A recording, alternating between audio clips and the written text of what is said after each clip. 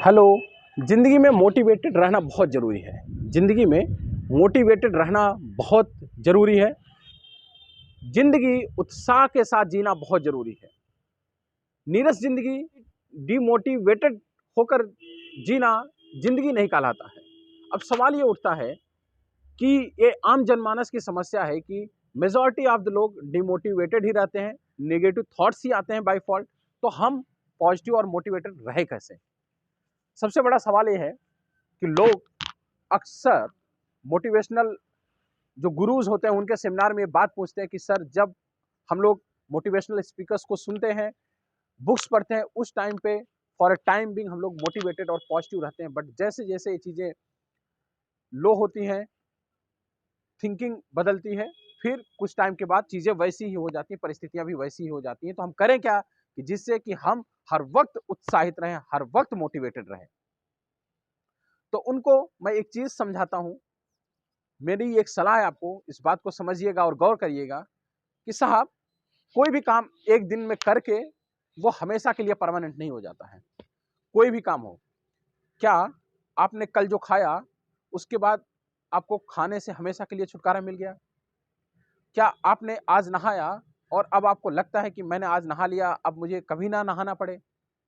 क्या ऐसा मुमकिन है? नहीं।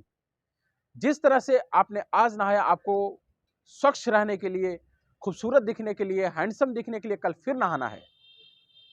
आपने आज खाना खाया, आपको आज एनर्जी मिली, कल एनर्जी पाने के लिए और स्वस्थ रहने के लिए आपको कल फिर अच्छा खाने की जरूरत है।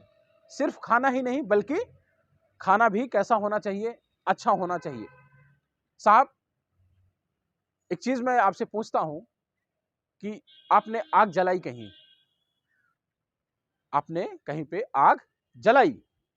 अब आप क्या उम्मीद करते हैं कि एक बार आपने आग जला दी और आग हमेशा ऐसे ही जलती रहेगी या जलती रहेगी? आप ऐसा उम्मीद करते हैं? ऐसा नहीं है। यह आपको भी पता है, मुझे भी पता है। उस आग को लगातार, निरंतर और कंटिन्यू जलते रहने के लिए हमें उसमें कुछ न कुछ ईंधन, कुछ लकड़ी, कुछ खरपतवार, कुछ चीजें डालती रहनी पड़ेगी। जब हम उसको इस तरह से एक्टिव रहेंगे तो वो आग जलती रहेगी। उसी तरह से हमें आपको जिंदगी में भी मोटिवेटेड रहने के लिए निरंतर लगातार किताबें पढ़ना होगा, लगातार मोटिवेशनल स्पीकर्स को सुनना होगा, हर दिन अपने दिमाग को पॉजिटिव थॉट से भरना होगा। हर दिन कुछ पॉजिटिव थॉट्स लाइए और कुछ नेगेटिव थॉट्स अपने दिमाग से निकालिए।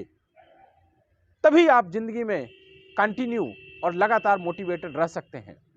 और जब आप लगातार मोटिवेटेड, लगातार उत्साहित और खुश मिजाज, अंदर से आपका जब ऑरा खुश रहेगा, आप उत्साहित रहेंगे, पॉजिटिव थॉट से आपका ब्रेन भरा रहेगा, तो निश्चित तौर पर यह आपकी जिंदगी में, आपकी सफलता में भी एक महान योगदान देता है, एक महान कंट्रीब्यूशन देता है। साहब, एक अमीर इंसान खुश रहे या ना रहे, लेकिन एक खुश इंसान अमीर जरूर बनता है, क्योंकि उसके रिफ्लेक्सेस ही इस तरह से मूव करते हैं, उसके रिफ्लेक्सेस ही इस तरह से मूव करते हैं कि वो जो कुछ भी करता है सब अच्छा ही होता है। उसके रिफ्लेक्सेस इतने पॉजिटिव बन जाते हैं। आपने कहावत सुनी होगी, बहुत सारे लोग कहते हैं कि साहब, उसकी तो किस्मत ही ऐसी है, साहब उसकी तो किस्मत ही ऐसी है, मिट्टी को भी छूता है तो, और साहब उसकी तो किस्मत ही इतनी खराब है कि सोने को भी छूता है तो।